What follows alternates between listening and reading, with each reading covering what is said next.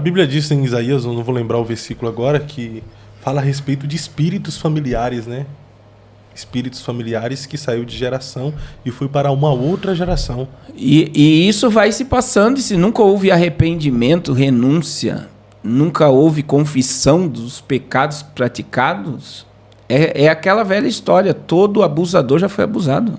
Ô pastor, mas nessa questão geracional aí, a pessoa que tem esse entendimento que o pai foi alcoólatra, que o avô foi alcoólatra, o pai foi alcoólatra e agora ele luta contra o alcoolismo também, ele deve confessar os pecados dos pais também?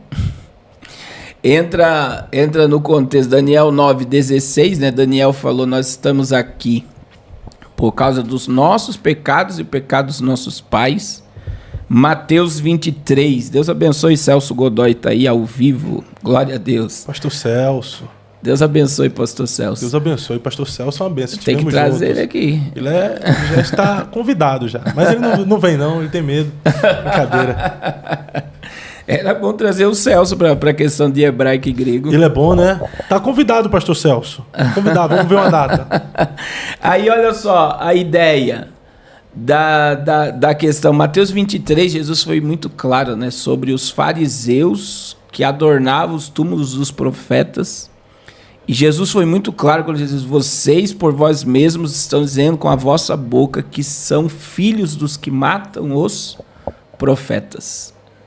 E aí Jesus falou: enchei vós a medida dos vossos pais. É como se a medida do pecado daquela geração foi cheia.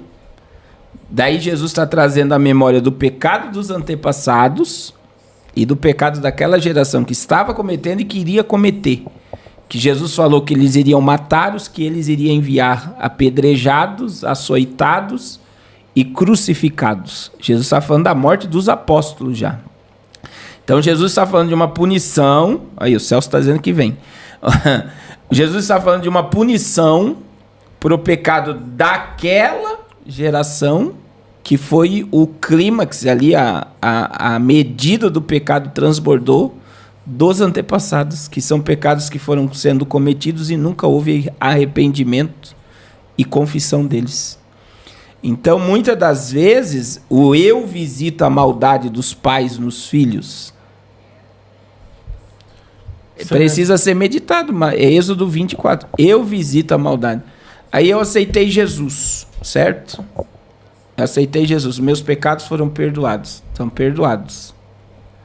Meu nome está escrito no livro da vida. Está escrito no livro da vida. Se Jesus voltar agora, você vai subir. Se morrer, tu é salvo. Tu é salvo. Agora, a vida abundante, tem muita gente que não viveu ainda no Evangelho. Mas a partir do momento que eu entrego a minha vida a Cristo, essas maldições não são quebradas, pastor? Não são destronadas? Gálatas 3,13, a Bíblia diz assim, ó, Cristo nos resgatou da maldição da lei, fazendo-se maldição por nós, porque maldito todo aquele que for pendurado no madeiro. Daí no verso 14 diz, para que a bênção de Abraão, olha só, a bênção de Abraão chegasse a nós os gentios. Cristo me resgatou da maldição da lei, fazendo-se maldição por nós, porque maldito todo aquele que for pendurado no madeiro. Então, o pecado foi perdoado, eu fui liberto, certo? Certo. Só que a influência geracional, ela continua se ela não for quebrada pelo arrependimento e pela confissão.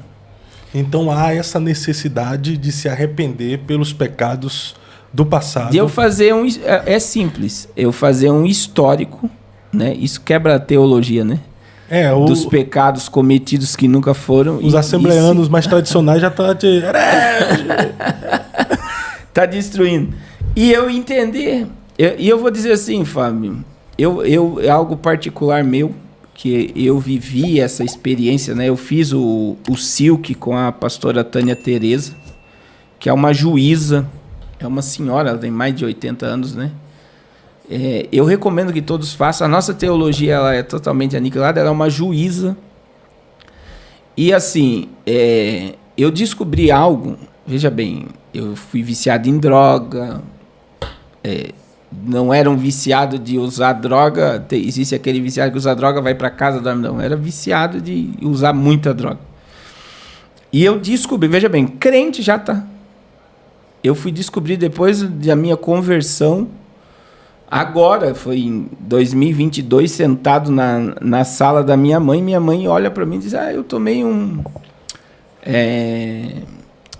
como é que fala? Garrafada para abortar esse daí. Na frente da família, assim, como se fosse a coisa mais natural do mundo. Falou que tomou garrafada para te abortar. Para me abortar. E eu... E tu não sabia até então? Nem imaginava que tinha sido...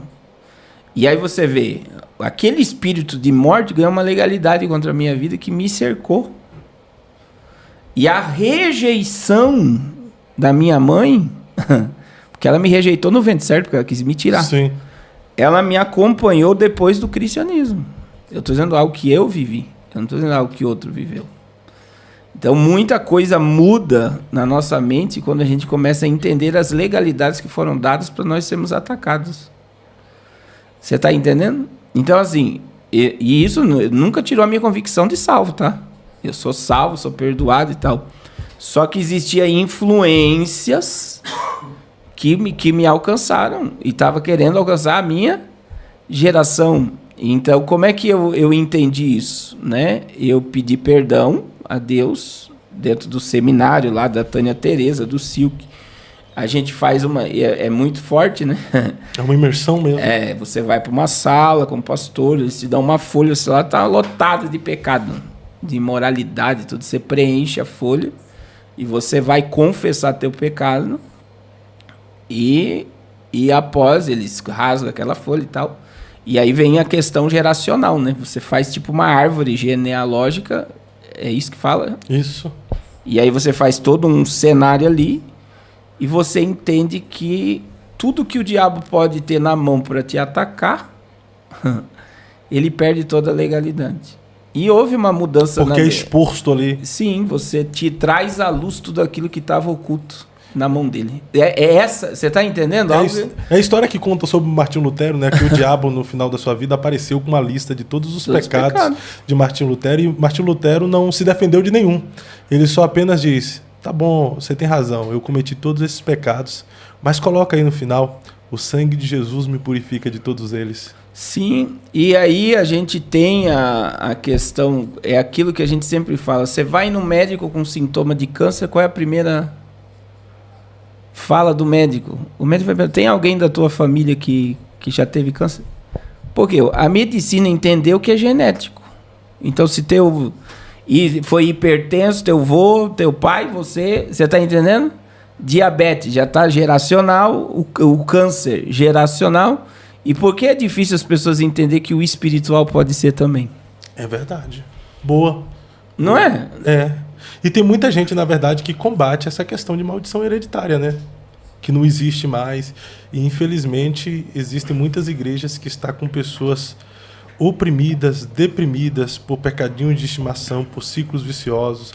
Aí vem os escândalos porque as pessoas não conseguem se sustentar, se dominar por muito tempo. Tem tudo isso porque não está sendo tratado na raiz, né, pastor? E precisa ser tratado na raiz. Porque, né? E aí entra nessas questões de pecados, né? Por que o pecado ele tem força na natureza? O pecado ele só tem força na natureza enquanto ele está encoberto. Então você pode cometer... Vamos lá, eu tenho tratado muita gente vício de jogo. Ou pornografia, ou prostituição. Aí você vê, por que a pessoa ela vai, confessa e volta, ela vai e confessa para Deus, e ela sempre está ali no mesmo pecado. Ela não muda, aquele ciclo vicioso da vida dela, que ela sempre cai no mesmo pecado. Porque esse pecado nunca foi tratado e nunca foi confessado. Nunca foi confessado. Então... O pecado ele só perde a natureza na força humana através do arrependimento. Porque não adianta você só confessar sem se arrepender. Eu já tratei pessoas e não consegui orar pela pessoa. De perguntar para você, se arrepende do que você cometeu, e a pessoa diz, eu não me arrependo. E eu falar, eu não vou orar por você, porque não há espaço para cura. A cura só vem quando aquilo me me leva a um quebrantamento e a um arrependimento. Uma tristeza profunda. Então imagine, mesmo. de eu tratar uma pessoa que cometeu pecados, ela falando do que cometeu, e eu perguntar, você se arrepende? E a pessoa diz, eu não me arrependo. Eu não tenho como orar. Na verdade, existem pessoas que contam o pecado que cometeu com prazer, né? Ele sente prazer pela lembrança ao contar o pecado. Então não há arrependimento. Não há espaço de arrependimento. Você está entendendo? Então, veja bem, a cura ela vem quando há um arrependimento. O arrependimento e a confissão. E aí, só que a nossa visão aí vem a quebra aí, agora não vamos ser crucificados. O nosso grande problema é que a gente acha que tem que confessar para o sacerdote, e isso é católico. O confessionário, né? A Bíblia diz que nós devemos confessar nossos pecados uns aos outros. Então, se alguém conseguisse, alguém espiritual, que não esteja cometendo, né, pecado, mas esteja uma vida íntegra, impossível, ninguém está sem pecar, mas uma vida íntegra, de luz, que tem uma família edificada, e você encontra nessa pessoa um ponto de contato com Deus, confesse seus pecados. A Bíblia, a questão sacerdotal que é o grande problema. Porque qual é o grande problema que eu encontro em atendimento? Mas eu olho para a família do meu pastor, está pior do que a minha. A família do meu pastor está pior que a minha. Você está entendendo? Isso é difícil. Se eu falar alguma coisa, a mulher do meu pastor vai falar para a igreja toda. O sacerdote não tem exemplo. Então a pessoa não vai falar. Né? Você vai falar da tua intimidade para quem não tem intimidade com Deus? Infelizmente, dependendo de quem seja a liderança, a pessoa às vezes vai confessar um pecado, principalmente o pecado sexual. E aí o líder, sem vigilância, acaba querendo saber detalhes de como foi, né? E aí, como foi? Foi aonde? Sentiu prazer? E tal. Qual a intenção disso, de saber detalhes do pecado sexual de uma pessoa, né? E aí, repete só esse final aí que você falou. Qual a intenção de um líder querer saber detalhes de um pecado sexual de uma pessoa? De querer, simplesmente dizer, e outra, a pessoa que está falando, ela tem que estar quebrantada e arrependida que cometeu. Ele não tem que saber o que foi feito, qual posição, como é que foi, se sentiu prazer ou não. Você gostou? Porque é complicado, irmão. A ideia é a pessoa confessar com arrependimento e através desse arrependimento ela ser perdoada e se sentir perdoada e fazer sentido. Então, assim, e aí entra, Fábio, e aí as pessoas precisam alimentar coisas boas na mente. Eu preciso dizer, o que eu preciso? Por que eu preciso? Se algo te incomoda a ponto de tirar a tua paz, né, de você absorver todo o negativismo que está à tua volta, quebrou um prato é porque eu cometi pecado. A minha vida financeira está amarrada porque eu cometi. Porque tem pessoas que alimentam, né? Parece que todo o caos está em torno daquilo que ela cometeu, de que ela fez e tal. E isso te condena, te acusa. Você precisa confessar. Eu tratei um caso esses dias atrás. Só um detalhe, pastor, não é só relacionado a pecado sexual, né? Isso é o que te incomoda, tá tirando a sua paz, tá te levando a um sentimento de culpa e você reconhece que precisa ser tratado, precisa ser confessado, não é? Que as pessoas acham realmente que a confissão para o líder espiritual ou para uma pessoa que tem afinidade, que vê Deus nessa pessoa de forma que ela possa ajudá-la, deve ser o pecado sexual, mas não é só o pecado sexual, né? A gente tem hoje, coisa que eu tenho que tratar, tá? Aborto. Semana agora, segunda-feira, eu tratei um caso de uma mulher que cometeu 3 abortos. 1 espontâneo e 2 consciente.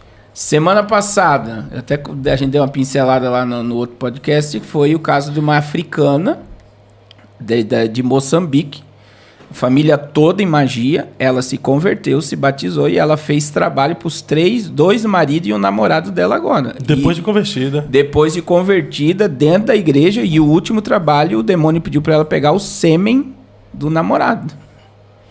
E eu estou dizendo de alguém que conhece a Bíblia. Imagina. Eu tratei casos, que nem tem um rapaz que me segue, não estou vendo ele aqui, mas ele foi na macumbeira. Crente, tá? vida toda amarrada, foi lá na macumba ver o que se os demônios tinham alguma coisa para orientar ele para a vida dele mudar. Meu Deus, pastor, que geração de crentes é isso que nós estamos vivendo? É isso que eu tô dizendo. Eu tenho um outro caso, só para você ter, caso que eu tratei, tá? Meu Jesus amado. De uma mulher que recebeu uma herança, ela fez um propósito com Deus, quando eu receber eu vou abençoar a obra, eu vou fazer isso.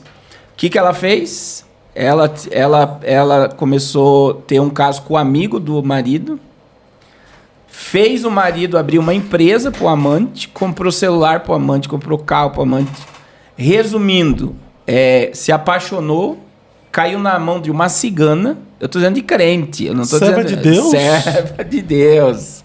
E quando ela entrou em contato comigo para confessar, estava com a água cortada, a luz cortada, com a vida acabada. E o marido nem imaginando de todo esse cenário. Então imagine assim, as pessoas acham que é só imoralidade. E aí eu tô tratando um monte de gente viciada em jogo. Que tá uma onda, essas bets desgramadas. Tá, né? vício em jogo. Pornografia é algo assim que... A pornografia é igual cocaína, né? A pessoa se libertar de pornografia, ele precisa de libertação. E já foi o tempo que o índice alarmante era só de homens, né? Viciados em pornografia. Homens e mulheres. Eu já fiz live sobre pornografia, que é assustador o índice de mulheres viciadas em pornografia.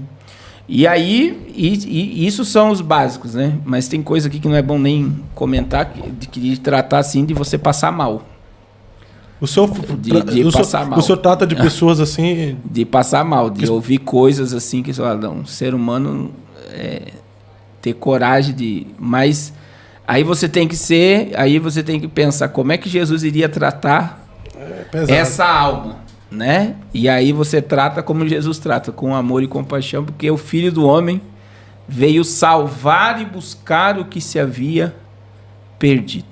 Mas em tudo, para ser liberto de qualquer ciclo vicioso, seja o que for, é necessário a confissão acompanhada de arrependimento. Primeiro arrependimento e confissão. Então, sem arrependimento não há remissão de pecado. Sem derramamento de sangue não há remissão de pecado. Mas a porta, né? Convertei-vos e arrependei-vos para que sejam cancelados os vossos pecados. Atos 3,19. Arrependimento e conversão para o pecado ser cancelado. Meu Deus.